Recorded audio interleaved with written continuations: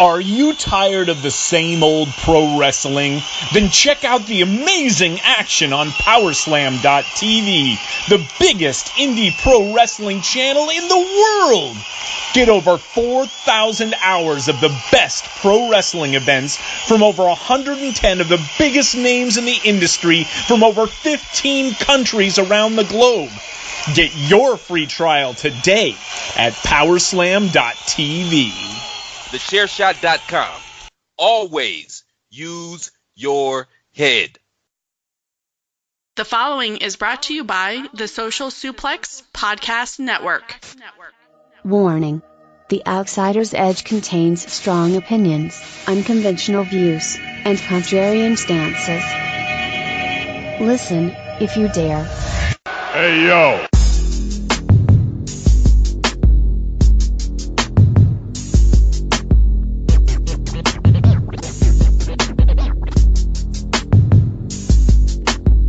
Guerrilla tactics, it's time for warfare. Yo, we came to battle, yo, we aim to kill. What's going on, everybody? It's your boy Rance, aka Ray Cash, and I have something special for you guys today. Technically, this is the Outsider's Edge, but there are no outsiders but me. Instead, I have a very special guest for you all. He's probably the most popular guy on wrestling Twitter, and the heart of IWC Twitter. My good friend, Mr. Mags and Bags, Darren Kirkby is with me, guys. What's going on, brother? How are you? I'm good, Thanks man. Thanks for that amazing introduction. I don't know how accurate it was, but yeah, thanks for that. Now, you earned that, man. So for those of you who are listening who don't know who he is, he's the guy who puts over everybody else. He is literally the guy. He's the foundation, one of the foundations of one of our little Twitter brotherhood here, because he doesn't want any attention on himself. He wants to throw it all on everybody else and all the podcasts he enjoys and the writers and whatnot. So it's time for him to get a little love. Oh, thank you very much. I mean, I just, if I enjoy a podcast, I like to let people know that I enjoy it, and hopefully other people might feel the same. Well, I can tell you this: you got me to 560 Twitter followers, and I tweet maybe once a week. That was not me. I was just a facilitator. You brought that steak and sizzle, not me. Well, I appreciate that, man. I was hoping to be your, to quote my boy Matt Riddle, your podcast debut. Yeah. But shout out your debut, man. Yeah, it was on the Matt Attack, which is at the Matt Attack UK, I think. Yeah, we're really fun. I've actually turned down a few podcasts really because I just didn't think it was my thing. I don't think I've got a podcasty type of voice. But Matt's a good guy, and I had a little bit of a kayfabe beef with a guy called Diesel on their podcast View from the Top Rope. Yep. And it basically was the culmination of that storyline. Oh, that was the blow-off match. Yeah, basically. Well, shout out to those guys. Yeah, go check them out. They got a great show. I wanted to give him an opportunity to kind of shout himself out, because again, he shouts everybody else out. So it's only fair that we give him the opportunity. So this is a bit different, y'all, because normally here on the Edge we try to kind of give you different perspectives on the product and break it down in a way that maybe you didn't think of yourself, and even if you disagree with us, give you a different perspective. This ain't that kind of show. I thought it would be really cool to just sit down, and I was supposed to have my boy Rob Daniels with me, who is our first fan, because he's the first guy who ever supported us in any endeavor in this podcast game. So shout out to Rob. But I thought it'd be cool just to kind of sit down with Darren and Rob, or just me and Darren, and man, just shoot the shit about some wrestling, and just kind of talk about it as fans, and not try to fix the product or analyze the product, but talk about what we like and what we don't like, why we think things are the way they are, stuff like that. Just kind of like a real good fan conversation. And I wanted to start it off first and foremost by asking you, man, tell me about your fandom. Like, when did you start? Who are your favorites? What's your favorite match? Right. I've been a fan for probably about 30 years. The person who actually got me into wrestling was my gran. Uh, God rest her soul. When I was, say, 6, 7, we used to go to my gran's on Saturday and Sundays, watch Superstars, Wrestling Challenge, All American Wrestling, all back to back to back. And it just started from there. Got into my teenage years, was a massive, massive fan during the Attitude Era. Kind of dropped off in 2006. Didn't really watch a lot of the main shows on for 10 years maybe, but I still watched a lot of the pay-per-views. But the way I kept informed was through lordsofpain.net. I used to read the spoilers and the results on there. Then about, say, 2.5 years ago, 3 years ago, a friend of mine on Twitter, Nicole, she basically added me to this group of New Japan fans, and it hooked me back in, straight back in with Kenny Omega, Okada. So then I started watching a lot more of the WWE product. Started watching NXT, which is essential viewing now, absolutely essential. I don't particularly watch the main roster shows a lot. What I tend to do is find out what happens through, like I said, Lords of Pain, or I'll find out through listening to podcasts, and then I'll watch the bits that I'm interested in. Okay. Because my view is I would rather listen to 3 hours of someone analysing Raw than actually sit and watch Raw. Because in that 3 hours, I'll listen to podcasts at 2x, like I've explained. I could listen to 4 people's opinions on it and get a good view of it, rather than have to sit and watch 3 hours of Raw. I can do it on the go. I can listen on a podcast, get on with what I need to be getting on with, and still get my WWE fix, as it were. So, it's funny how so many of us have that same start. My grandpa got me into wrestling. The territory days used to be huge here in America, and Yeah. we had a territory here called Houston Wrestling. Paul Botch Okay. was the guy. Yeah. So my grandpa was the dude that taped everything. So he would pop in tapes of Houston Wrestling and Ted DiBiase and Ric Flair and Dick Murdoch and Missing Link and all these people. I'm 5 or 6, and of course that piques my interest. You're a little kid. Yeah. So we started watching WCW, and the very first match I remember watching was, I believe, the night the Giant, he debuted and won the title in his first match, Paul White, the Big Show. But I think my Right. first match was the night that Hogan won it back, and it All was right. Yeah. such a cluster and craziness, and I was like, yeah, I'm done, I'm hooked. Yeah. And Uh, then, oh, go ahead, I'm sorry. no, I was just going to say we didn't get a lot of the WCW product when I was younger. We used to get a program called Worldwide. I don't know if you know that. We used like an hour, but it would broke like bits of this show, bits of that show broke down. So I weren't a big WCW fan, but obviously when I caught it as a wrestling fan, you watch whatever wrestling you can get hold of, don't you? Yeah, and I'm from the South, and I'm from Houston, Texas, and that's Yeah. south of the United States. So if you're from the South, you grew up on WCW, because that was Mhm. what we had. We didn't have New York all the time. I mean, it was national, so it was there, but it was WCW was kind of catered to us. Yeah. When Tyson came, my grandpa being such a big boxing fan, is when we kind of really got into WWE, WWF, what do you want to call it? What do you want to call it? Yeah. And Austin and Tyson hooked us, and I think we bought every pay-per-view from that point until I was like in high school. Yeah. So it's cool how we all have the similar starts in our fandom. I always found that interesting. Yeah. Yeah. I do. So there's one thing I want to touch on a few other things, but first let me ask you this: what's your favorite match and who's your favorite wrestler? My favorite wrestler is Chris Jericho. Good choice. From the day he made his debut on Raw, there was just no one else. I mean, obviously I'm a big Austin fan, a big Rock fan. A lot of the guys from the Attitude Era, they were my boys, but there was nobody quite hit home like Jericho. I get it. Jericho's the man.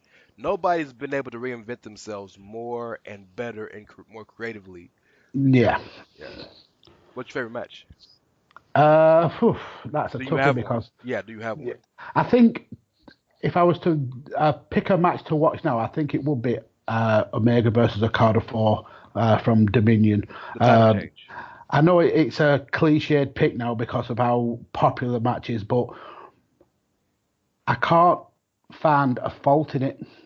And I do tend to look at matches and pick a little bit what I think, oh, that was just not right. But I can watch that match now and just be in awe of how crisp, how fluid that match was.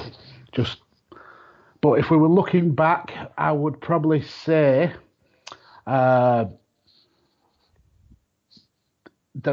it's not a technical masterpiece by any stretch of imagination. That's okay. But it's your favorite match. I would say it's Rock versus Hogan at Mania 18. Just the chills, the crowd control, the double turn. Oh, it just amazing. Yeah. It's what you watch wrestling for. I mean, some people watch it for the technical skill, some people watch it for the storylines, and that you have to watch it for the moment that it created, and it's something that will live on. I love that you said that. That's kind of where I'm at. And I mean, I don't blame you for saying Omega Okada. That was a 22.5 star match or something like that. Yeah. So I just to give you kind of the same. I'm gonna try to answer the same questions I asked you. My favorite is Shawn and Eddie. Those two I think are the two best to ever do it in totality. They're not the biggest draws. They're not the biggest personalities. They might even be the best technical wrestlers, but in terms of a total package, I think those are the two best to ever do it. Yeah. And then my favorite match ever is, and this is you're not gonna expect this, but is Shane McMahon versus Kurt Angle at King of the Ring. Where he took about 5 attempts to throw him through the glass. Yes. Yeah. And you know why the glass didn't break, right? Because it weren't gimmick glass, where it was real proper plexiglass. Yes. Real plexiglass. Because they were scared that the glass was gonna break when the fireworks went off. Yeah. So the story behind that match is amazing. But I want to touch on something you said. So you said around a certain time, 2006 or so, you kind of stopped watching the main product. Yeah, I can't say there's one point that made me stop watching. I don't. It just didn't seem like it was for me anymore. If you understand what I mean. I do understand. Yeah. They went through obviously the Attitude Era, which was for teenagers, stroke like 20 to 30-year-old. Then they went through the Ruthless Aggression Era, which was basically an extension of the Attitude Era, and then the PG Era. I mean, I don't mind the PG Era wrestling. It's just it just didn't seem like it was my product anymore. Which is, at the end of the day, they've got masters to serve, and the kids' money and the TV money and the sponsorship money, it's way more important than little old me stuck in the north of England watching. So I can understand it not being for me, but it was just around that era, I just felt it wasn't my product, so it lost me a little bit. That's a weird feeling to feel, I'm sure. See, I've never felt that feel. Let me change that. Let me fix that. I'm not gonna say I've never felt that feeling. I've just always accepted that it was never for me to begin with. Yeah. And that might be a weird way to look at something, but when you have a company, and this is just my perspective, I'm not trying to preach to anybody or whatnot, but I've always understood from the very beginning, once I learned that it was a show, I've always understood, and this is how I am with any other television show or movie or book or any form of entertainment, that I know I'm one of millions, possibly, and you can't book a show essentially for one customer. Yeah. You know, so I've never kind of taken anything personal that, oh, I didn't like this, so the company isn't, you know what I'm saying? And I'm not begrudging anybody else, by the way. No, I mean, that's not to say I'm angry about it or anything like that. You're definitely not. We've just moved in different directions. That's all it was. WWE were obviously, they're a business. They're chasing the money, and the money was coming from a different sector of the audience, and the product that they were putting on just didn't appeal to me at that time. So what appealed to you? What appealed to you from New Japan when you started watching that? I think it's the thing. What makes me like New Japan is how technical the wrestling is. When I was younger, it was all about the action and all about the storyline. But as I've gone older and I appreciate the skill level of these wrestlers, and I appreciate what it takes to be able to even pull these moves off. Yeah. It's that what draws me in with New Japan. It's just technically a better product than WWE, than probably a lot of wrestling. It's the best wrestling product in the world. I would argue. Yeah. Completely. I am not. I'm not the biggest New Japan fan, but I'm definitely a fan, and I pay attention to it. I buy Wrestle Kingdom every year. I buy Dominion every year. I don't watch it every week because I'm story based, so there's no weekly stories told, so it's hard for me to keep up with it. Yeah. But yeah, those guys. I mean, did you see the GIF of Ibushi and Ospreay at the last show? Well, yeah, I retweeted it. I think it was Will had put like a post on, and I retweeted saying when the camera work and the action are in perfect sync, and it's that kind of thing that draws you into New Japan, the technical skill. Now, like I said, it's not for everyone. Yeah. But right now in my wrestling fandom, technical skill is a big like positive, and New Japan has it in spades. So the actual movements didn't do much for me, but the camera work was so telling and told such a story that even for a guy like me who's not big on flips and things like that, I was drawn into that. Yeah. And I know you've listened to the pod, so you know I'm so hype for the car crash. It's gonna be Ibushi versus Ospreay. We'll talk about that a little later. Yeah. What do you think it is about our generation? Because we're similar. I'm 30. I think you're in your 30s or close to 40s. 38. 38. So we're in the same generation. What do you think it is about our generation that grew up watching early 90s WWE right in the birth of Attitude Era to now, that's made so many of us change our perspectives and what we look for in wrestling? What do you think it is? I put a lot of how I personally perceive wrestling down to social media. The speed that you can get hold of new wrestling, the way that something can happen at the opposite side of the world, and you're not waiting months or weeks to tape trade to get hold of it. You can watch it live, or you can watch it the day after. So you can get a more of an appreciation of different products and different quality of wrestling. That's been a huge factor in me getting actually back into wrestling. The fact that it's so accessible, coming from like the 80s, 90s, where I started, you basically got what you were given.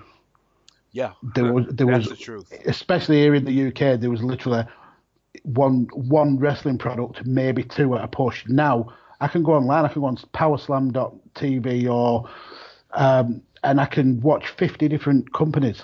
I can go on the WWE network and watch 20 different companies.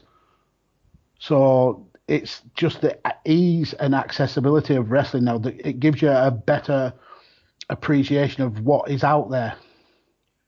Do you think wrestling as a general would be better or worse if the majority of companies took a story-driven approach more so than an in-ring driven approach?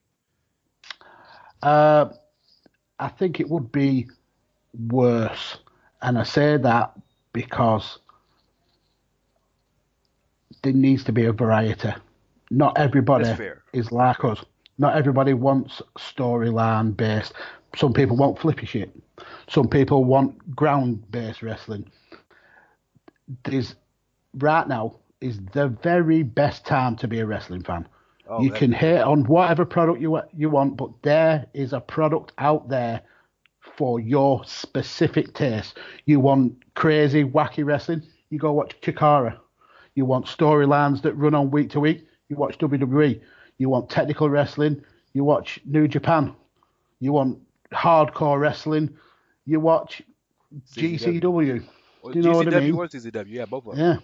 Yeah. So whatever your taste, your niche, your whatever, whatever your fancy. yeah, you can find it, and that is the great thing about wrestling nowadays. So I would say if a lot more companies did go to a storyline, it limits that. It limits that option and that choice. So in turn limits the fan. Now, obviously, I don't think I agree with that wholeheartedly. I agree with the premise that the variety is good, but I've never thought would a story-based product limit a company. That's an interesting point I need to think about because I'm so into that. But that's an interesting thought. I don't think it would limit the company per se. I think it would limit the choice for fans. If a company, one company wanted to go to a storyline system, that would appeal to a certain set of fan. But if a lot of companies started doing that, you would lose the choice of your hardcore crazy action. You would lose the choice of your wacky action because there's more storyline based. I think there's a nice balance. Let me play devil's advocate, if I may. Obviously, WWE is a variety show essentially, right? So they're a bit different. Plus, we're kind of indoctrinated to watch them or to pay attention to them at the very least. Yeah. But and I'm not saying this isn't. I'm not arguing this point. I just kind of want to see how you answer. Let's say AEW, for example. If this is a real thing, All Elite Wrestling, if it's real and they become a thing, let's say they possibly built their show around story-based wrestling, episodic weekly television that tells stories from week to week with different matches and different characters and this, that, and the other. Do you think that that would hinder their ability to possibly have maybe a hardcore show or a flippy show? And flippy is a lucha show. I should probably say better than that, or things like that. Or do you think it would hinder their ability to tell those stories just because of the fact that they have to tell a genuine story and they just can't let the in-ring do the talking? No, I think with the talent that are potentially going to be available to AEW, I think they could easily strike a balance where you get great storylines, but you also get the technical wrestling, the flippy stuff. You get the variety. What I would be more concerned with AEW, if it does become a thing, is the guy who's investing is a billionaire. Oh, yeah. He didn't become a billionaire by throwing his money down black holes. So he's going to be wanting profit on this. It's simple as that. Now, without some sort of TV or streaming deal, distribution in some way, it will struggle, because one thing about wrestling fans in general is they're always looking for the new hotness. Yep. Now, All In, amazing show. I was so enthralled. I loved it. I loved every minute of it. But if that was happening every week, that excitement factor drops. Preach. Yes. So when I go on Twitter and I see fans saying that these are going to be the next challenges for WWE. Vince should watch his back, stuff like that. And it makes me laugh because they will need a decade minimum of consistent quality programming to even think about toppling WWE. Enter easily. The stratosphere, yeah. Yeah.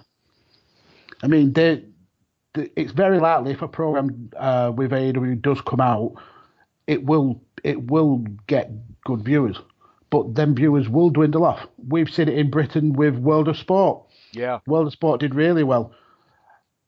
2 or 3 weeks in, the viewing figures dropped off the edge of a cliff, and it's looking that it may not even get a second season. So WWE, Daniel Bryan has said it the best way possible. Wrestling fans are fickle. Oh man, so you said a mouthful there, and I want to break down every single part of that. But let's start with one particular point. I think we as fans, we're the majority of us, I would say, because I live by the thought process that people in mass are stupid, people individually are smart, right? Yeah. So us as a group, a lot of us, the majority of us, I feel, are so singularly focused on what we want that we mix what we want with what is good. You know what I mean? Yep.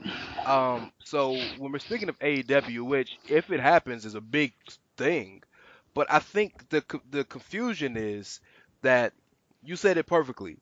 Just to be in the same stratosphere as WWE from a competition standpoint, you got to have TV consistently good and good ratings for at least 10 years. I'd say 20.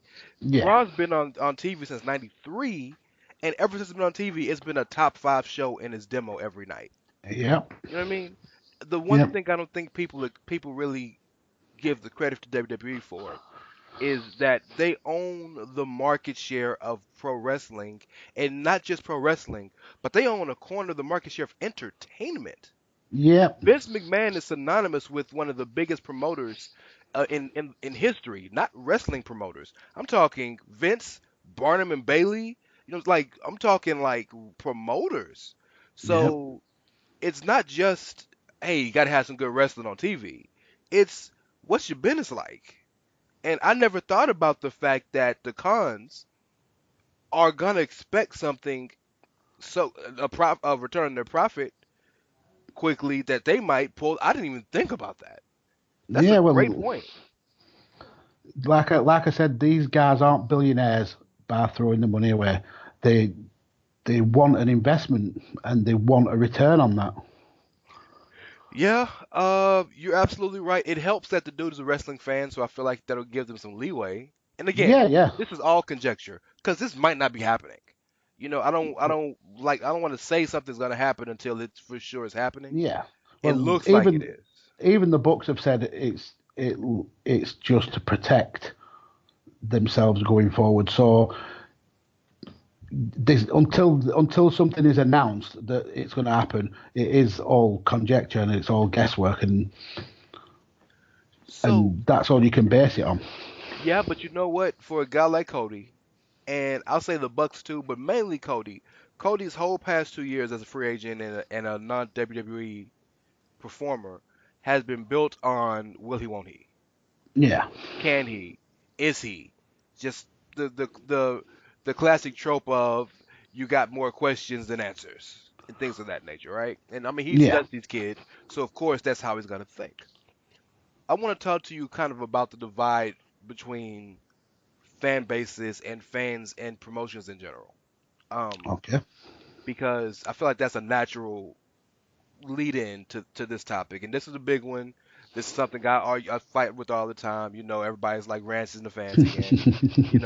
And my issue is I don't have beef with fans. I don't like fans that either are selfish in their thinking, are unfair in their thinking, or can't acknowledge that their thinking is skewed.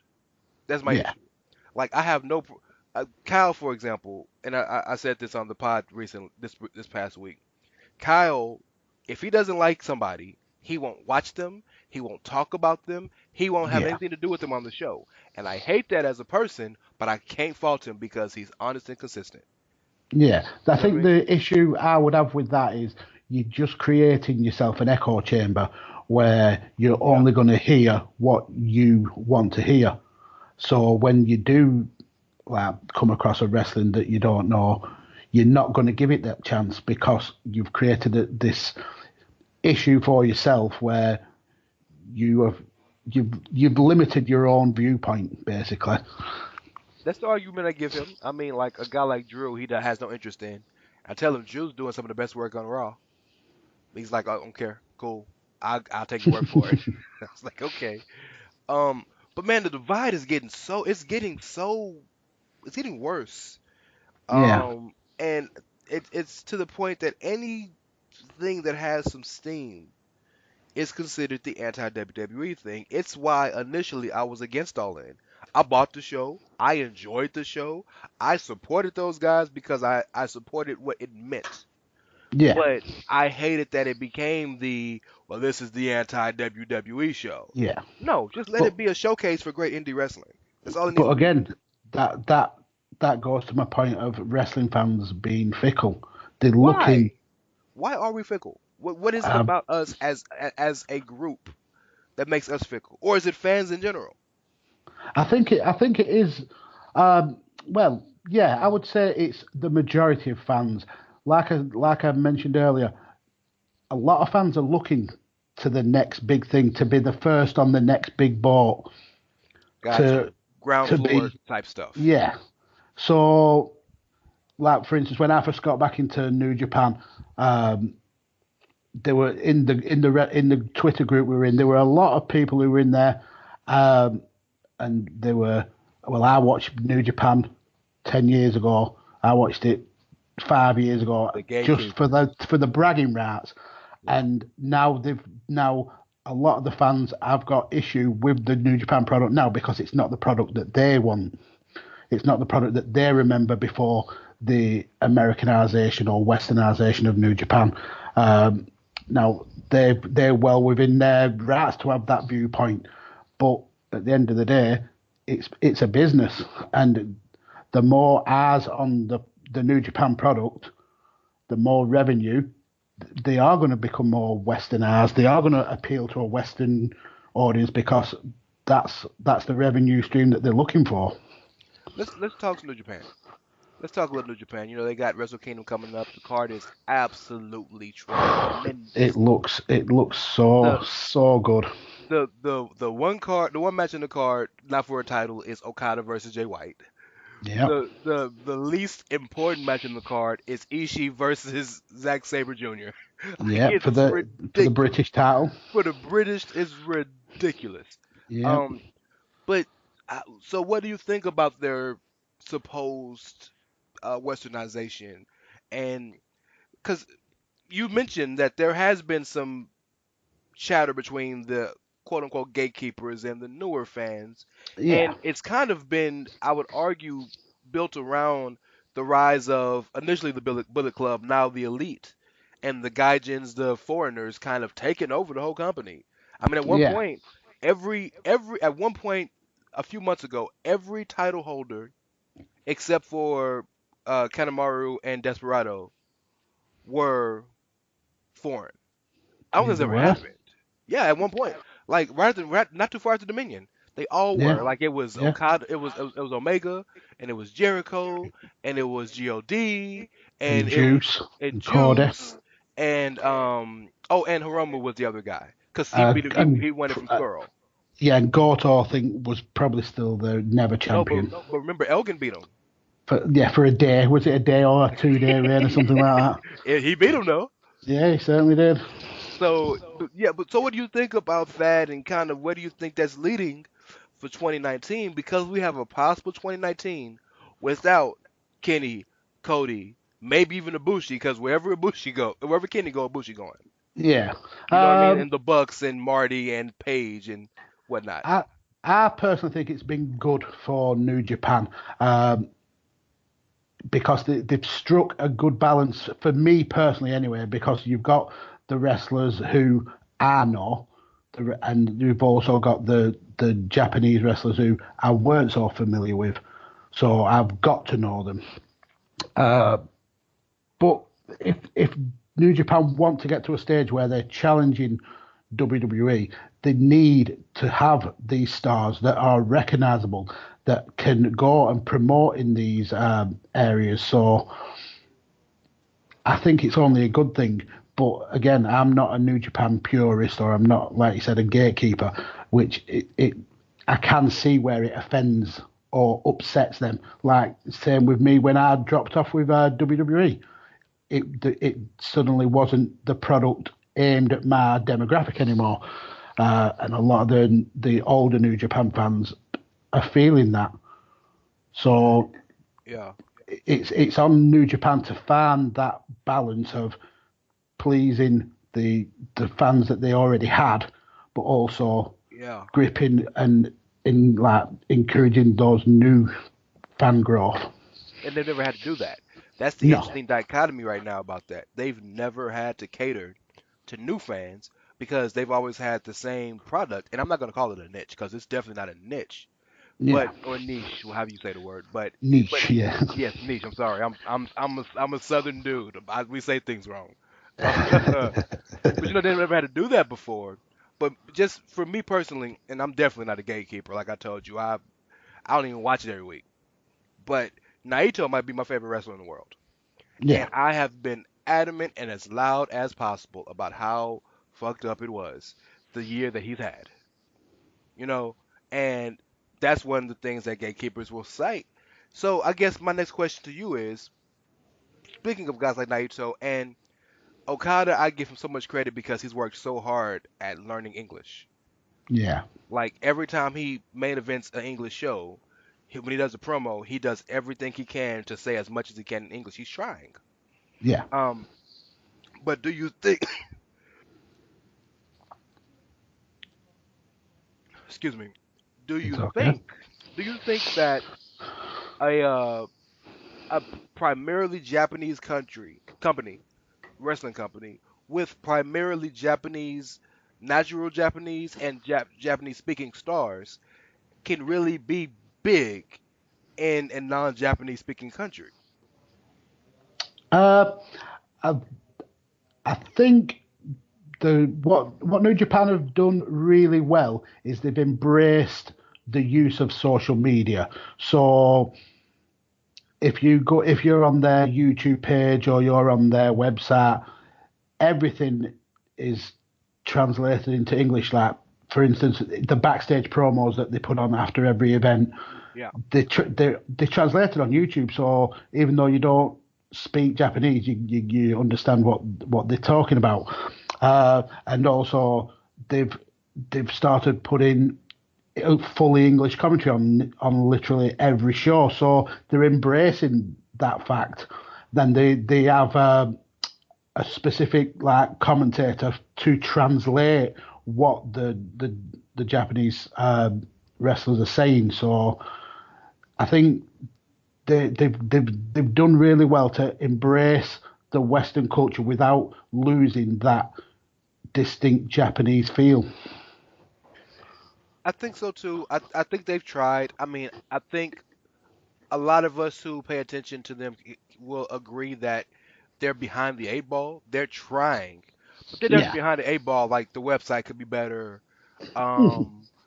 Their social media is much better than it used to be. But there was a portion where it was bad. Like a lot of not just the backstage videos are excellent, but like the promo videos oftentimes aren't translated. So and that's the build to a match, So they're doing better, and I give them all the credit in the world for doing better.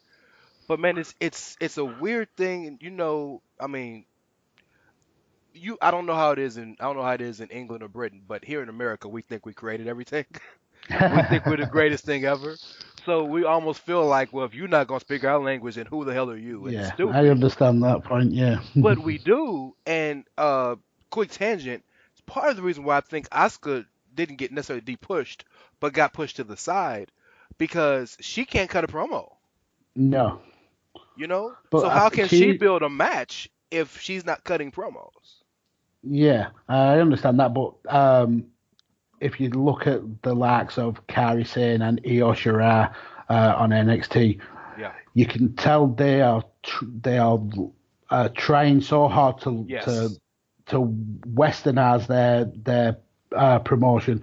They're speaking a lot more English in their promos. Mm-hmm.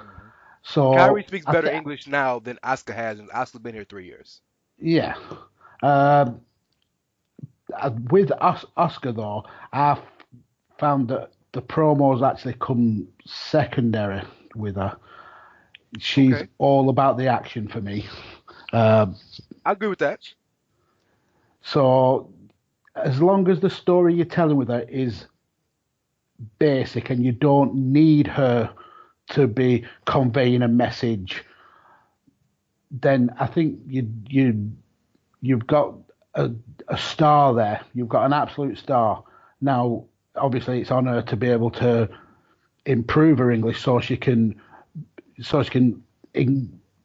come away from these basic storylines and get involved in more interesting and diverse storylines. If she decides not to do that, then it's not on WWE to. Yeah, it's not. I think you're right. So I look at Asuka and Shinsuke, and their rise and their fall almost happened simultaneously. Yeah. I don't want to call it the fall because I mean, Shinsuke in the span of a year was in the main event for the championship in WrestleMania and at SummerSlam and won the Rumble, and he's been a champ for most of the year. So I'm not gonna say like he was pushed down. He just hasn't been featured. But at least the difference between those two, I think, in their presentations is Shinsuke speaks fluent conversational English. Yeah. There's a difference between conversational English and promos. Yeah. Asuka doesn't speak any conversational English. It's just like she knows like a few words and phrases, and her character, I think you're right, is one that is more about the action and not so much the promos. But I think the issue is, and I kind of want to talk about characters. This maybe will lead into characters. The issue with Asuka that I believe is that the streak hurt her more than it helped her, because during that streak in NXT, they never built up any discernible character. The only thing you know about Asuka is she win a lot, she can really wrestle. Yeah. So when she lost, which was inevitable, she had to lose. What do you have that the crowd can draw from you? Nothing. You don't have a title. You don't have a streak. You don't have anything discernible as a character. Kairi Sane could lose for the rest of her career. Hopefully, God, she doesn't. But we know at the end of the day, well, she's a pirate. Which I don't think will translate well to the main roster. I don't know, man. Kids love pirates, bro. Look at the Pirates of the Caribbean. Yeah, I suppose. Those movies made billions of dollars, man. I think the main roster, though, is steeped in reality a lot more now. Sure. And like you said, it's a story-based product. So how often will a story about a pirate happen, and then it'll get monotonous. It'll get boring if it's the same thing over and over, and it's a pirate again. Yeah, that's a good point. I feel the same. I think that's where the Shayna Baszler feud helps, by the way. But yeah. Yeah. I feel the same way as well about Velveteen Dream. I don't know how well his character is going to translate over onto main. Yeah, I mean, I hope I'm wrong. I hope he comes, and he's definitely got the star power to be able to make it work on main. I just don't think Vince will understand the character. So I think the three things that help Dream, that are the three things that every star we've ever seen in wrestling has had, is presence, a discernible and interesting look, and the ability to speak and get you involved, interested. Yeah. those are Dream's three best attributes. Yeah, yeah. So I think that will save him if nothing else. And you're right, Vince might not get the character, but I don't think Vince got the Undertaker character. I don't think Vince got the Bray Wyatt character. There's a lot of characters I don't think he got, Yeah. but he understood that hey, there's something here with this dude or this package. Oh yeah, no doubt. God, I hope, because if Dream fails, we've all failed. He's got star written through him, absolutely through. You cut him in half, and he has got star written through him. I just fear that the character he has now doesn't translate over, because it's the androgynous sexual character, which that may not play well on the main roster, where you're answering to a TV company, where you're answering to sponsors, where your main demographic is kids and teenagers. So that's why I've got a worry that character. Now, I have every faith that is he Patrick Clark? Is he called? That's he could totally reinvent himself. Totally, I think he could do whatever Jericho's done and keep reinventing himself. He's got that star power about him, but I just worry that he'll get absolutely buried because of the character that he portrays now. What type of characters do you like in wrestling? Like what characters draw you in?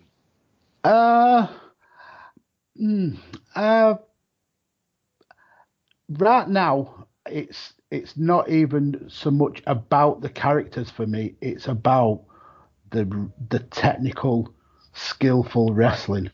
Right. You don't think that the more interesting a person is, and their package and their character would draw you in more to be interested into their technical proficiency?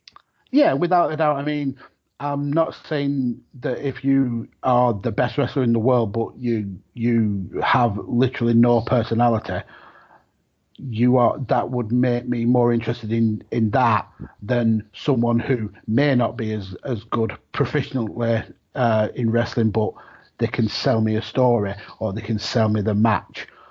It is a balance, but the main thing I like when I'm watching wrestling is technical skill. Got you. There's some people that swear by that Dean Malenko is the prototypical wrestler, and Dean Malenko might be the best guy to ever do it from a technical standpoint. Him, Hart, he who shall not be named, as I'm sure you know I'm speaking of. Yeah. But Dean Malenko's whole gimmick was, I got a personality. I'm just an ice man. I just come here, I work, I leave. And I mean, that does it for some people. That doesn't. So if you rock me on the characters thing for a sec, looking out on the horizon of what we have now, name me some characters that interest you, and do you think that could be kind of the new guard of like those top guys that people will be interested in, not just WWE. Any company, if you could think of any, like just give me some ideas of what you think, because I mean I think we all agree with Dream. I think he's got all the potential in the world. I love the Marty Scurll villain character, like stuff like that. Right. Some of the guys who I have a good affinity with now, I absolutely love Hangman Page. I think that guy could be a world champion wherever he decided to go. Obviously, the Bucks, Cody, they go without saying. They just know the business, and that it's not even about the wrestling so much with Cody and with the Bucks, although they are really good at the wrestling.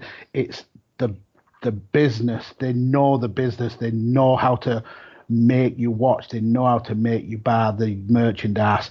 And coming as an adult, that intrigues me, how they've learned that. But in terms of wrestling, guys like Zack Sabre Jr., I could watch him wrestle a broom, and he could probably get a 5-star match out of it. and like I said, I'm going to probably show my New Japan favoritism here, but guys like Ishii and his strong style, Murder Grandpa, Suzuki. Scariest man in the world. Yeah, and even some of the younger guys like Shorter, who is coming through as a young lion, and Juice Robinson.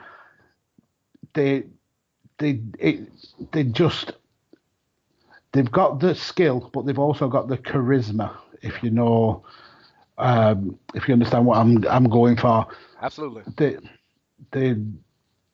Now, if I were to look at WWE, my boy in WWE right now is probably Seth Rollins. I think that guy is absolutely amazing, and I would have loved to see Rollins versus Omega, or Rollins versus Okada, Rollins versus Cody even. Again, the club, AJ. I think I just like good quality wrestling. So I would give any wrestler a chance. If you can show that you are good in the ring and you have some character about you, I'm all about that, all about it. So let's talk about the elephant in the room and the big question that's everybody's asking. In your opinion, what's wrong with the WWE? Oh my God, the sigh. I love the sigh. The main thing that annoys me about WWE is it seems to be in a forever of a status quo. Nothing has changed. Okay. Like for the last year, apart from a few weeks or so, it's been Brock as the champion. Brock has not been there. Now, if he's got that contract, good on him. Make your money all you can. And if he's got that, I can't fault him. But it's the relying on the older stars. When something goes wrong, WWE don't take risks anymore, and that's getting down to the bare bones of it. When we had WCW around, and even slightly when we had Impact and TNA, WWE took risks. They pushed people. They give people the ball. They allowed them to be themselves, and now it's so scripted, and you can tell that these people aren't allowed to put their character, their own personal input into this promos they're saying, into the matches. It's just so diluted. Can I give you an analogy?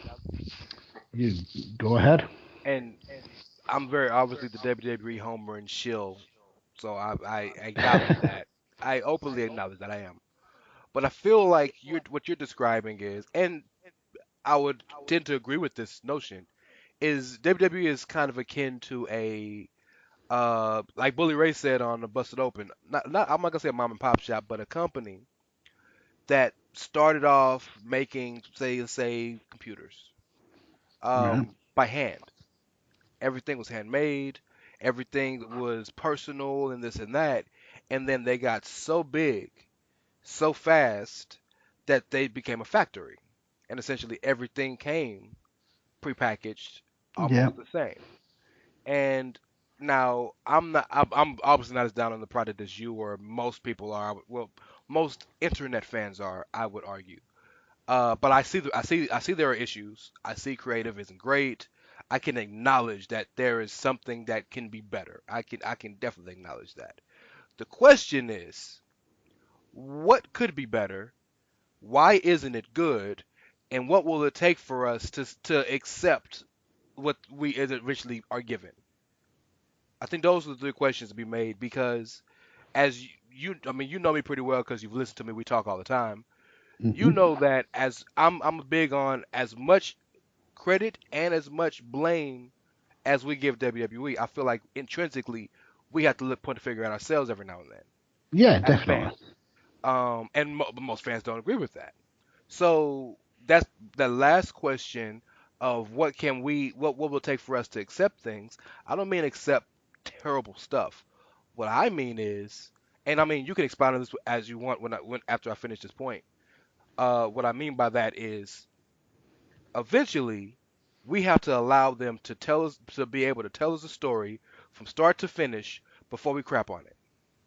Mm-hmm. And that because the ups and downs and the ebbs and flows are going to be different every single week. And if this is a 3-month story and we're shitting on it week 2, we've completely hindered their ability to tell the story. Yeah. Because you don't know what's going to come next. Dean Ambrose and Seth Rollins is a perfect example of that. We don't know where they are. This could possibly be going to Mania. People are already saying that they're down on it, and it's been longer than that now. But you know what I'm saying? And like in week 2 or 3, people were like, "Nah, this ain't what I want. This ain't it." So, and that's you there have hit the nail on the head. You were saying that people have said this isn't what I want, and that is a big problem with WWE and WWE fans. It's not what they want, and at the end of the day, WWE isn't catering to that person. They are catering to a massive demographic. And they're also have got masters to answer in terms of sponsors and TV companies. So what that one person wants isn't what's best for business. It's what's best for that one person. Word. And that's where the problem of social media and how easy it is to access wrestling and the wrestlers themselves and the backstage staff is. You can complain straight away to the people who you want to complain to, and that we've never had that power before. And I think a lot of wrestling fans abuse that power because if it's something that they're not particularly interested in, it's automatically assumed that it's everybody's not interested in it, and that's not always the case. It's a very vocal, very minor amount of wrestling fans that shout the loudest to shout the product down. Now I'm not saying that the product is brilliant at all. I don't think it's the best product, but I don't think it's as bad as a lot of wrestling fans make out. What fans have got to realize is you are not their demographic. You are not who they're aiming for. They're aiming to please the kids who come to the shows, who buy the merchandise, who buy the toys, who buy the Funko Pops. That's who they're aiming for. You are a supplementary demographic. Absolutely. So if it's not exactly to your taste, that's on you. That's not on WWE. WWE cannot please everybody. Yeah, you're speaking so much truth here. And the one thing that so a lot of people always tell me, the show sucks. I don't like this. I didn't like that. And my response to them is, and you can't tell somebody don't watch because that's like literally cuss them out in their face. So yeah, okay, sure, I'll see that. But my question is, well, why did you watch that segment? I think we've convinced ourselves that WWE wants us to watch every single ounce of product they have. They don't. They want you to watch something. Yeah. So essentially, you don't have to watch Raw, SmackDown, UK, NXT, 205, Edge and Christian, Table for Three. You don't have to watch all that at a time. No. Just watch something. You must have all the time in the world if you were to keep up with every hour of WWE product that they put out. You would have no time for anything else at all. So they are literally just throwing out products to cater for sections of the audience. Like that's why NXT appeals to the indie marks. If you don't like Raw, you don't like SmackDown, you like you just said, you don't have to watch. I didn't watch for 10 years because watch it now. Yeah, well, exactly. Well, I watch the bits of it that I know that I'd be interested in. So I'll read like loads of Payne's breakdown. I'll listen to a couple of podcasts, find out what I thought would be interesting. And I'll go back and I'll find that segment, or I'll go back and find that promo, or find that match. But I wouldn't sit down and watch a 3-hour Raw. Now, if you put yourself through that, even though you know that the product is not to your liking, that's on you. Don't watch it then. And I know it's like you said, it's feeding the bear, it's cussing them out in front of the face. But sometimes a fan needs to be told, you are putting yourself through this. You don't have to watch this. So is it not a case of you want something to complain about? Because like I said earlier, if this is not for you, there is a world of wrestling out there to find your product, to find what you would be interested in. Go and enjoy it. A podcast I listened to called DDT Wrestling. A guy, one of the hosts is called DC Matthews, and he has a saying called "Find your happy." Go for it. Don't if WWE is that draining on your wrestling fandom, go and find a different product. There's plenty out there, absolutely plenty out there. I love it, man. I completely agree. And this is the if you don't believe, if somebody's listening and you don't believe what Darren is telling you, look at WrestleMania weekend. Look at how many people, not just wrestling fans, how many promotions go down there. Well, there's a full economy surrounding the big 5 or big 4 WWE pay-per-views. Companies base a lot of their business around them weekends. Look at like the likes of Matt Riddle's Bloodsport. GCW. Yeah. George and Ellis Spring Breaks. They're based around WrestleMania weekend because that's where the business is. Now, you can guarantee that a lot of fans who go to visit like the areas that WrestleMania based in don't even go to WrestleMania. They go to the other shows because that's what they're based around. You don't have to sit there and watch a product that you are not enjoying. Rich and James from One Nation Radio and Jeremy and Josh from Keeping It Strong Style went to New Orleans. We all had, I was supposed to go, but I had some illness issues. It was 10 of us in the house. And those 4 guys specifically went to WrestleMania weekend and did everything except WWE. Yeah. They went to Supercard. I mean, I think Josh went to like 7, 8 shows. And they didn't watch one WWE show live. And I bet they had the best time. From what they said, they had a blast. There and we go. That blows my mind, but that's how good the wrestling scene is right nowadays. Yeah. It's something for everybody. It's the very best that in my 30 years of watching wrestling, this is the very best time to be a fan. Simple. Hotter than the Attitude Era, hotter than the Ruthless Aggression Era, hotter than the 80s. This is right now. There's so much choice. There's so much product that so many stars. If you can't find yourself something to enjoy, you are looking to be disappointed rather than enjoy it. So many stars. I mean, look at a guy, and I know he's signed right now, but look at a guy like Pete Dunne, who's a superstar anywhere, and he's on the 5th biggest promotion in the company. Yeah. But he'll go to ICW or the Rev Pro or wherever and sell out the building. But can I tell you a dirty little secret? You certainly can. Do you want me to mute it so everyone else can't hear? No, everybody needs to hear it. But I'm speaking to you specifically.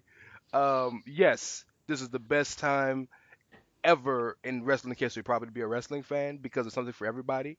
But if you watch the shows and you wait another 15 minutes, there's something different in those 15 minutes. Yeah. You know what I mean? So even if the whole show doesn't cater to you, it's gonna be one thing on that show that you're like, hey, I like that. Yeah. And that's why I'll go back to Raw and SmackDown and watch the parts that I'm interested in. A 3-hour show, there may be 2.5 hours of it that bores me to tears, but there'll be that 20 minutes or that half an hour or that 45 minutes that I think that was quality. Yeah, you're absolutely right, and this is coming from a guy that watches Raw and SmackDown live every week. Yeah. So I wanna kind of close, and we can just kind of bullshit towards the end of this, but I want to close with one last question of every podcast, every conversation, every wrestling group always has the, well, what can we do to fix WWE? We're not gonna do that. We're not gonna do that. I want to ask you, what can we do to help us as fans help fix the business? Because if the business is supposedly about us, if we're the lifeblood of the business because we're the money, then that means that there are positives and negatives as aspects of us as fans. So what can we do to help? What can we do to be different? WWE in particular. I mean, like, what can we do if these shows are so bad that nobody wants to watch and just whatever and this, that, and the other? Like, what can we do differently? I don't want to fantasy book what a dude who's a multi-billionaire can do for his company, because we can't control that. We'll never be in that headspace. No. But we can control the money that we spend. So what can we do? Like, how can we be better?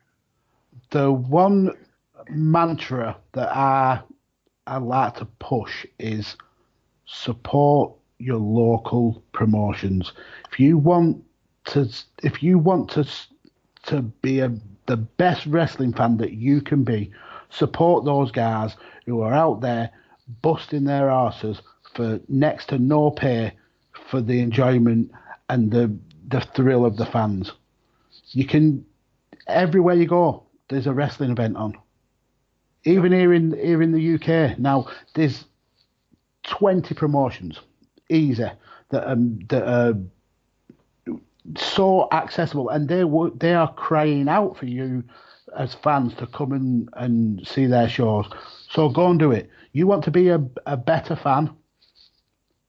Go and watch your local independent shows.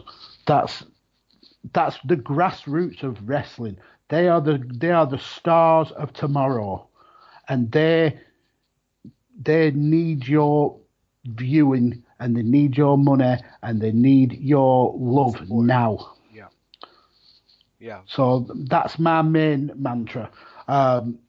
In terms of like televised programming, again, I just go back to the same thing. Find your happy. Find what you enjoy. Don't, if a product's not to your liking, stop watching it. Stop watching it. The only person setting is yourself, because Vince doesn't care about one person's view. WWE doesn't care about one person's view. The only person who cares about your view is you. And you are the only person who can do something about it. So stop watching. Find something that you enjoy. Now, I will watch the wrestling that I enjoy. Simple as that. So if I can do it, everybody else can do it. I want to piggyback that by saying simply this, because that was beautifully said. Ultimately, never feel like you are forced to have to watch or support something. Like, as you said, please support your local indies, only because if you love the business, then that's essentially going to be the future of the business. But in terms of like these major promotions and these major shows, if you don't, so many people watch Raw or SmackDown or whatever the show is because they feel that they have to. I've watched it every Monday for 20 years. It's just viewing. You don't have to. If you really don't like it. I am the epitome of someone who proves that point. I do not watch Raw or SmackDown, but I know what's going on. And I know what's going on through the likes of, like I said, Lords of Pain, through podcasts, through guys like yourself who will break down that program and analyze it. So you're not forced to sit and watch a program that you aren't enjoying. and still be able to know what's going on in that program. I can sometimes not watch a single minute of main roster WWE, but I know what's going on because I keep up with it with guys like yourself or whichever wrestling podcast I'm listening to at the time. So the ability is there for you to still be involved in the WWE product, but not have to put yourself through watching a product that you aren't enjoying. Like for me personally, I get more enjoyment from the differing opinions of that product than watching the product myself. If you can understand that point, I can listen to 4 different podcasts. All 4 have a different opinion. All 4 have a different point of view, but I still get to know what's gone on in that product, what I think I would enjoy, what I know that I wouldn't enjoy, and I can break it down that way rather than have to go through it and spend 2.5 hours not enjoying it for half an hour that I would enjoy, where I can then listen to a podcast who in an hour can explain what's gone on, and I can pick out the parts that I know that I would enjoy. So there's ways you can go about getting your WWE fill without having to sit through 3 hours of Raw that you don't feel like you're going to enjoy. So you do it to yourself. If you sit through Raw knowing that you are not going to like Raw, that's on you. That's your fault for putting yourself through that. Mm-hmm. There's other options. There's other avenues to go down. It's not rocket science. No, it's not. It's actually pretty easy. Yeah. Let's get out of here on this, man. Give me your Wrestle Kingdom predictions and give me your 3 main events of WrestleMania, and we can get out of here. I'll give you mine. Kind of. I don't even have the card up, so if you just give me a second, I'll try and find the card. I can run through it if you want me to. If you've got it on you, we could go through it match by match. Yeah, so you'll know it. I've looked at it so much. All right, go on. Ishii versus Sabre Jr. for the Rev Pro Brit Heavyweight title. I like Zack Sabre Jr. I think he's going to be probably filling the role of the Guardian, as it were, when the Elite leave. I think he's going to be their next big Western star. So I'm going to say that Zack Sabre Jr. wins that. Okay, I agree with that notion. I agree with you too. The way he won the New Japan Cup with tapping out everybody he tapped out shows that they believe in him. So I agree with that. Kota Ibushi versus Will Ospreay for the Never Openweight title. No matter the result, we as wrestling fans win. Because we're the winners. That match will remind me of Ricochet versus Ospreay. The buzz that got when the matches took place. I think it's probably too early to take it off of Ibushi unless he's leaving alongside Kenny, which is a possibility. I would say that Ibushi wins. I think that Ospreay wins because just as much as you think they're big on Sabre, I think they're prepping Ospreay for a heavyweight title run. Yeah. Well, I watched a promo that he did a couple of days ago. I think it was just before the last Road to Wrestle Kingdom, where he was on about how much he gets paid and how much he loves being in New Japan. Yeah, so he's definitely going to be there for the long term. So you could be right, but New Japan do tend to have very elongated paths to titles, as obviously we've seen with Naito, where he's on a 2-year redemption arc. His second redemption arc at that. Not his first one. His second redemption arc. It's very reminiscent to me of 80s WWE, well, late 80s WWE, where there was only like 4 pay-per-views, so storylines took a long time to flourish. That seems to be what's happening with Naito. He's definitely their star. He's absolutely adored. So he will get that IWGP title, but it's just when. Well, but anyway, I hope so. I pick Ibushi after all that.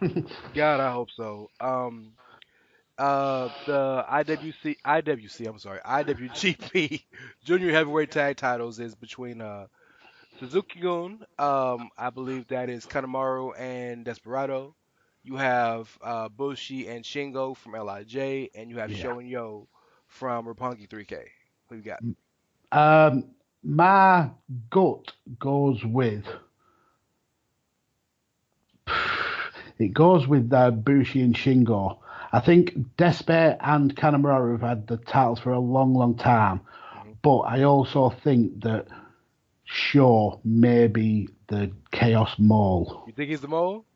I don't personally think it. I thought it was Trent, but my boy Jonathan JPQ, he has convinced me that he thinks Shaw is definitely the Mole. So I think that might stop Roppongi 3K winning it. So I think it's time to take the belts off Despe and Kanemaru, but I don't think it's going to Roppongi 3K. So that obviously process elimination leaves it on Bushi and Shingo. And I think Shingo's been so impressive since he arrived. I didn't really know a lot about. I mean, I'd heard of him, but I didn't know a lot about him. But God, that guy's impressive. I completely agree with you. I remember when the big reveal was made, I was disappointed because I thought it was going to be somebody who moved the needle for me.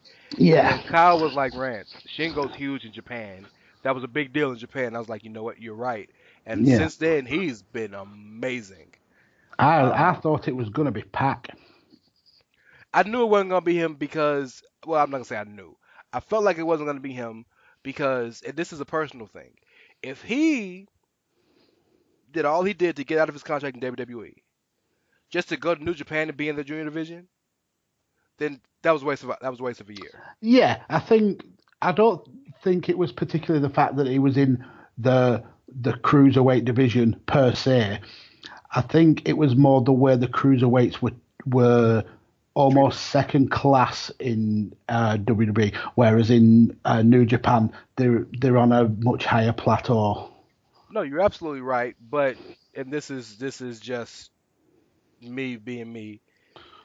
The platform is bigger, absolutely, but you're still making less money, right?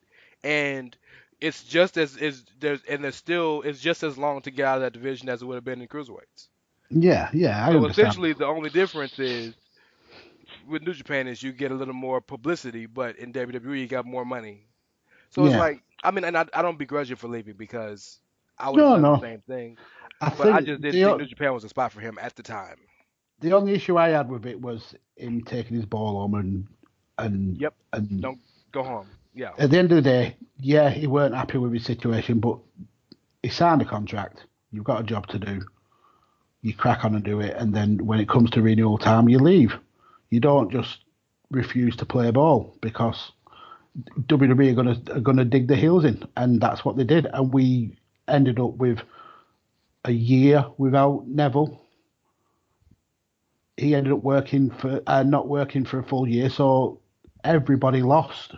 Yep. Where he could have just grinned and bared it. Yeah, probably hated every minute of it, but he still would have been earning money. He still would have had his profile out there, and then he could have been a bigger star when he left. Now, obviously, it's worked out all right for him because when he come back, it was a massive thing. But there was always going to be that chance that he was forgotten and people moved on. Yeah, I completely agree with you. And to answer the question of the match, I too have Shingo and Bushi mainly as a kind of a congratulations to not Bushi but Shingo to how great he's been. Yeah. And I think the mole is Yano. Do you think? Because nobody would expect it to be Yano. Yeah, but I think Yano seems to be going back to his old GBH days because he's got very friendly with Maccabee again. Okay. Now that's almost a 10-year storyline. I mean, if you want New Japan information, there's a Twitter account to follow, Phoenix and NJPW. Yeah. She breaks down a lot of the old storylines, and she's told me stuff that I didn't even know. Okay. So yeah, it looks like the culmination of a 10-year storyline where Maccabee was betrayed by Yano may be coming actually into fruition, where he sides back with Maccabee. It might just be like a throwback kind of thing, like just to kind of like mention that. But I was convinced it was Trent, absolutely convinced. And then when Chucky started going crazy, it made me even more convinced it was Trent, because it's that little bit of a swerve where you think it's one thing and it's just not that, and it's the other. But I've now been convinced that it may be Shaw. You'd expect it would be Chucky and not with Trent. So yeah, I'm with you. It might be Show. That'd be a hell of a way to break him up. Yeah, I think he along with Lars Shorter is the Japanese face of New Japan for the next decade. Okay. He's got the looks, he's got the skill. His promos aren't exactly down yet, but he's got it, and he could be the next Naito, or he could be the next Okada. Okay, that's interesting. Yeah, and a lot of those guys started in the junior division too, so it just might be the case. Yeah. IWGP Heavyweight Tag Titles between GOD, between Evil and Sonata, and however the fuck they pulled this off, the Bucks. Well, for me, the Bucks, this is their hurrah and their thank you and their goodbye to New Japan. I agree. So as much grief that there's been on wrestling Twitter over them inserting themselves into the match, for what they've done for New Japan, they absolutely deserve this one last hurrah. Now, I don't think they're winning. Not even. I think the titles stay with God. I think the rebirth of Bullet Club may be a big story in 2019. I think it's a big story of Wrestle Kingdom, and we'll get to that. Yeah. The issue isn't that the Bucks are in the match, because every fan who knows the Bucks and New Japan and any of that knows they deserve to be there and a thank you and whatnot. The issue is how they inserted themselves in it. Had they flipped it, I thought God should have won the World Tag League and challenged the Bucks. Yeah. So I don't have a problem with them being in the match.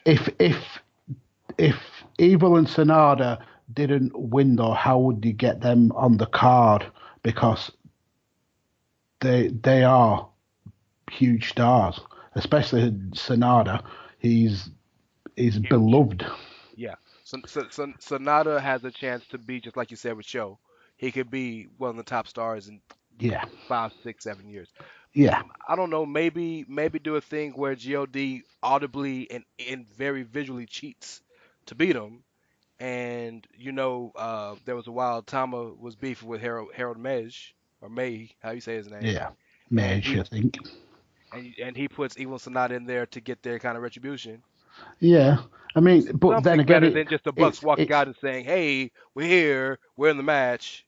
It's for me, it's more proof of New Japan embracing Western wrestling culture, because like a lot of older New Japan fans are up in arms because it's not the done thing. It's not three ways are not common in New Japan, but yet they are common in Western wrestling. So it's like it's again attempting to find a balance of keeping those older fans happy, but also embracing the new Western fans. So I think that's played a big point in it. Okay. So we just did the tags. Let's go to Cody and Juice for the U.S. title. Same kind of scene as the Bucks. This is his. It seems that it's pointing to his final hurrah for New Japan. I can't look anywhere past a Juice win. I'm with you. I agree with Juice, and I did say my last one, but I also agree with you on the IWG tag title reign. I believe God wins too. Probably the match that nobody's really talking about that could possibly be the best match on the card. IWGP Junior Heavyweight title match between my boy, Kyle's boy, the ace of the juniors, Kushida, and Taiji Ishimori, the Bone Soldier. That's a tremendous possible match. Yeah, and again, I think as we were speaking about Shingo earlier, how good he's done since coming to New Japan. The same can be said about Ishimori. Yeah, he's such a talent, so good. I think Ishimori wins. agreed. By the way, agreed. I'm very interested in these rumors of Kushida going to WWE as well. So I wonder if that may play into that. I personally don't think he will. I don't think. What is he like? I think he's like 35. I think he may be a little bit too old to be like starting afresh. I don't know how well his English is. And I think he would just be lost in the shuffle in WWE, whereas in New Japan, he's, like you said, he's the ace of the juniors division. But if we're just talking about this match, I think Taiji takes it. I have Taiji too, adding to the Bullet Club storyline that I think we end the show with. If not end the show with, at least is the arcing theme of the show. I believe in the Kushida rumors as well. I think he's gonna try. I think he's gonna give WWE a try. But if he stays in New Japan, and he is the ace because he's been there the longest and won the most titles, but effectively, if we're assuming that Ospreay is still in the division, assuming you have Ishimori, you have Ospreay, you have Hiromu if he's ever able to come back. You have Shingo, Well, you have Robbie Eagles, you have so many juniors there. Hiromu has said that he'll see everyone on January the 4th, so he's going to at least, it looks like, make an appearance. Whether he's going to be fit enough to wrestle in the near future, I don't know. But yeah, that guy, he's so good. He's so good. So that's always been my fear for Kushida, is that even though he's the ace, he gets depushed and almost forgotten about halfway through the year. Yeah. So but then, I don't want that for him. I want better for him. But then he's held to more of a high regard in New Japan. Yeah, absolutely. Whereas if he comes to WWE, a lot of WWE fans won't have the slightest clue who he is. That's so he's starting fair. from scratch at 35-year-old. He might want to chance his arm. He could do. He might want to go on to pastures new. But we'll see. It's all conjecture. If I was Kushida, of course I would go WWE, but I wouldn't mind saying, all right, let me sign with Ring of Honor, where I can still wear New Japan shows, and Kushida will be the main. He'll be the main guy in Ring of Honor in 6 months if he signs there. Yeah, I mean he'll be a star wherever he goes. Yeah. But I think if he goes to WWE, he's starting at that bottom rung of the ladder, and he's going to have to work his way up. At least that bottom rung is NXT. Well, or could it be 205? Well, I am of the belief that I want big stars to go to 205. I want Ricochet to go. I want possibly whatever, because I believe in it as a brand. You put 3 or 4 big names in that 205, and you will see those viewing figures go through the roof. You put Johnny Gargano, you put Ricochet, you put Finn Balor. in that 205 division, and boom, you've got a show on the level of NXT, because the wrestling on 205 is it's outstanding wrestling. It's just it's got such a bad reputation because of basically it was the redheaded stepchild of the WWE product. And the guys who I think a lot of it as well with 205 was the fact it was being filmed after SmackDown. So you've got fans who are tired after a long SmackDown show. There's no enthusiasm there, and it looks like a product that no one's interested in. I think they've moved it now so it's filmed before SmackDown. So the fans are a lot more up for the show. But personally, I would move that show to Full Sail. Film it exactly how NXT is filmed. 2 or 3 days in the month. Just film your 4 weeks of a TV product. That NXT crowd would be ravenous for 205. Absolutely ravenous. Yep, I agree completely. 100%. We got 3 more matches. Yeah, 3 more. So I think what might end up being the biggest match of the night, Okada versus Jay White. Oh, what a great storyline this has been. Love it. The only thing I found weird and unsettling is we're so used to having Okada in that title match or in that title hunt that for me it feels out of place that he's not in it. Now I can understand why he's not, but it just, for me, it's weird that he's not there because he's so good. He's the best wrestler in the world. I agree. But saying that, this storyline has had me from day one. Such a great storyline. I think Jay White may be the low-key MVP of 2018. That guy's character work is on point. Such a great, from the minute he turned down the Bullet Club shirt, that guy's character work has been on point, and he is a future RWGP World Champion. I think Okada probably takes it because on the matches leading up to Wrestle Kingdom, it's been Jay White all the way through, so I think it is Okada's redemption kind of thing. But Jay White is a star in the making. Agreed on all counts, and it is weird seeing Okada at a Wrestle Kingdom, not in a title match.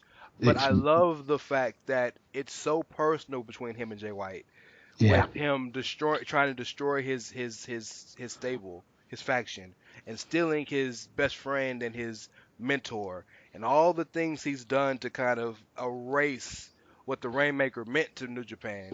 That it's so personal to Okada that he said, "Forget the Scooby-Doo, forget the balloons, forget the craziness. Forget the title. I'm focused on you." I love that. I love it 100%. And this is where we deviate. I think Jay White wins the match. Well, it's definitely a pick-em. You can see benefits to either one of them winning.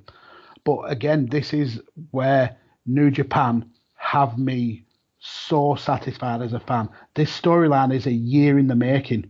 Mm-hmm. You just don't get that with WWE anymore. You get 3 monthly storylines.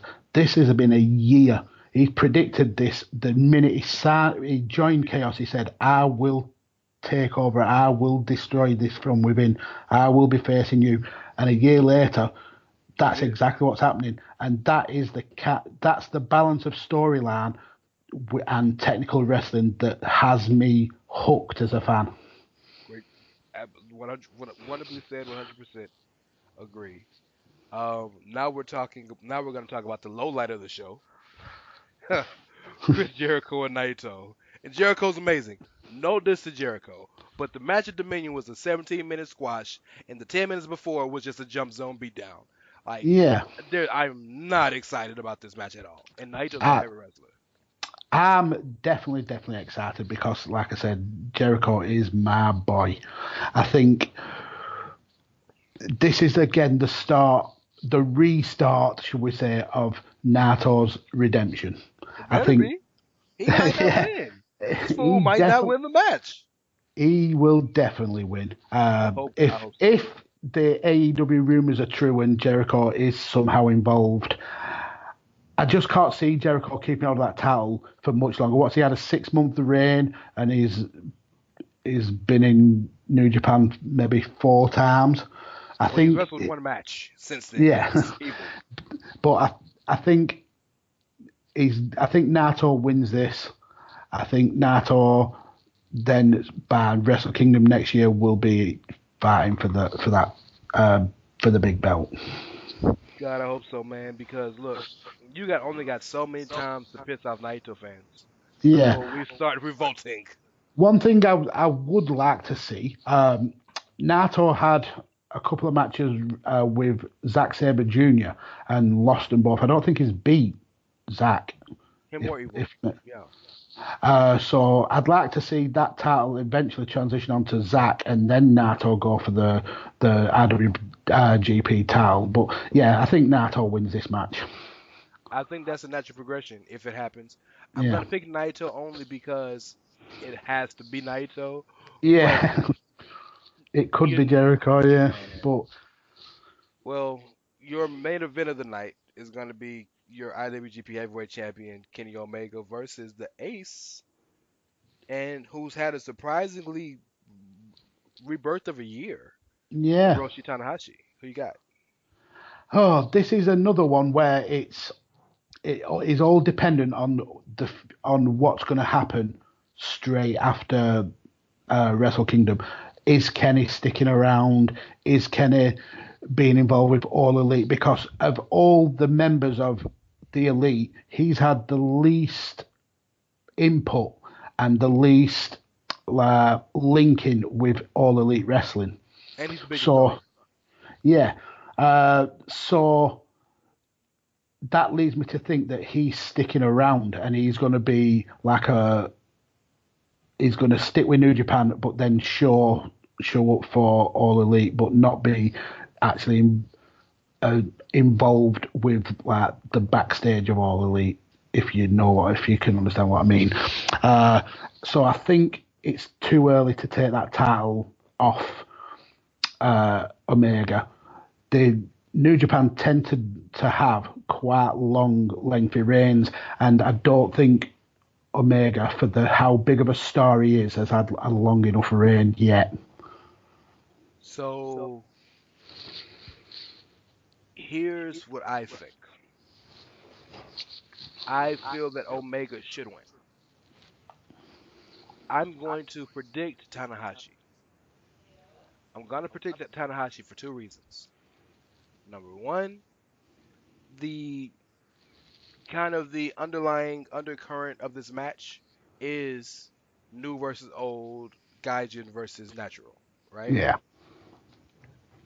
I feel like they're gonna want to placate the Japanese core by giving the Ace one last run at the top. You could well be true. Here's the second reason.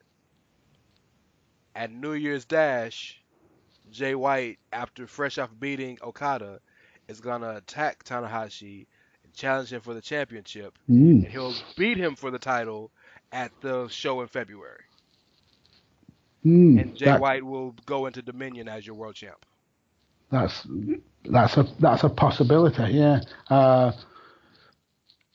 Or we could even see Kenny retain and Jay White attack Kenny. There's so many permutations that it's hard to predict, but also exciting to predict.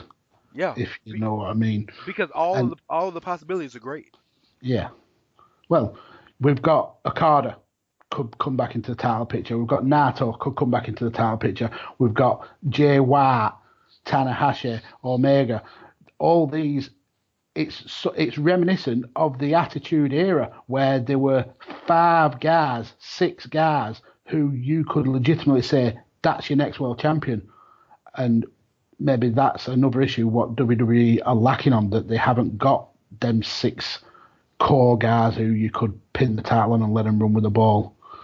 But yeah, I think they have the 6 guys, but the 6 guys aren't in the position to be a champ.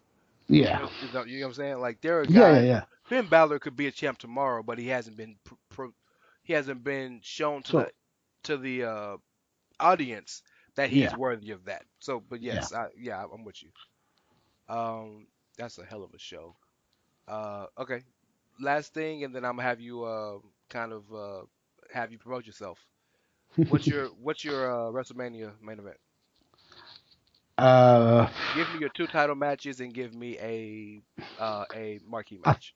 I think Seth wins the Rumble. I think he challenges Brock. I think now it's not as easy to pick on SmackDown for me.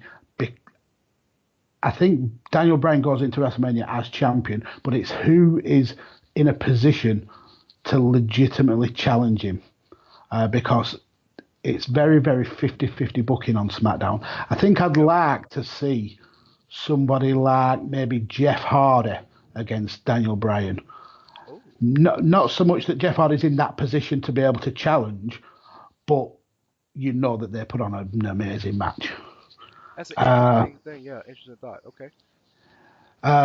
But your main event, if WWE want the most eyes and the most money, their main event has to be Ronda versus Becky. That is the money match. I think so too. I think Becky loses at TLC. She wins the Rumble. She challenges Ronda, and that's the money match. I will agree with that match being my marquee money match. That's probably going to end the show. But my title matches are, I'm going to jump way out the box. Like, if this is the box, I'm over there. I'm going to say that Aleister Black gets called up in the Rumble and ends up fighting Daniel Bryan. That I would be more than happy with that. That would be amazing. He doesn't win the Rumble, by the way. AJ Styles wins the Rumble, and it's AJ versus Brock, too. AJ gets his comeuppance.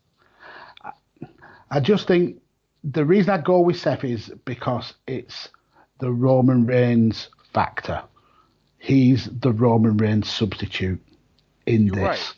But the reason I didn't pick Seth is because I think they're stretching Seth's Dean to Mania to have a guaranteed. Nah, I don't think that. I think Dean wins tonight, and I think we see a new challenger enter the fray, and I think that challenger's Elias. I think it's time they strap a rocket to that guy. He is so over with the fans, and WWE would be remiss if they didn't capitalise on that. So I'd have Elias beating Bobby Lashley, I would have Dean beating Seth, and I would have Elias challenging Dean for that title. Okay. Very possible. Very possible, because it started to look like maybe Seth is going to start feuding with Corbin in the next couple months. So it's very possible. But WWE's throwing a spanner in the works by announcing that Vince is on Raw tomorrow. So all bets are off tomorrow. I'm telling you, man, everything we talked about might go in the trash. Yeah. After what happens tomorrow. So we'll see. Yeah. I can't wait to record the Edge this week coming up. I want to thank you, man, for sitting down with me and kind of having a really good conversation. Absolutely a pleasure. Plug yourself, man. Tell them where they can find you. Oh, the only place you can really find me is on Twitter. I'm there most days. It's DJ Kirkby. That's DEJ Kirkby, all lowercase. Or search for Mags. You'll find me. You want to chip in with a wrestling conversation? Hit me up. I am all about that discussion. You might not agree with what I say. I might not agree with what you say, but I'm happy to converse about it. Stay friends in the end. As me and you do all the time. Exactly. I think that's the best thing about wrestling Twitter for me. The people who I interact with a lot, I agree with very few of them. I'm always throwing batshit ideas at the wall. and we can be totally different. We could be on totally different pages, but we still stay friends, and that's for me. That's the essence of wrestling. That you can enjoy it and want totally different outcomes, but you can still enjoy it at the end of it. Our opinions don't have to change how we feel about each other. Exactly. So we can feel totally different about this business, but at the end of the day, you're my guy, you're my friend. It's not going to change. And exactly. You're somebody who has truly earned that from me. You have Thank you earned very my much. friendship. You have earned the right to always be good in my book, man. And I thank you again for coming on. We're going to get you on the edge one day. Not a problem. Anytime. Now I've brought my podcast duck. I'm available for everything. Store openings, bar mitzvahs. You call on me, I'll be there. Personal appearances. Babies, book, mags, and bags. That's going to be the hashtag. Yeah. 2020 presidential election. I'm there for it. Well, anything's better than what we got now. Another conversation. Thank you, man. I appreciate it. And no problem. Yeah, it's been we'll a pleasure. see when we release this. I don't know if I'm gonna release this week or for the holidays. Probably the holidays, but yeah, I enjoyed this. Just let me know, and I will pimp the shit out of it. My man. Well, guys, thanks for listening. I appreciate it, and have a good night.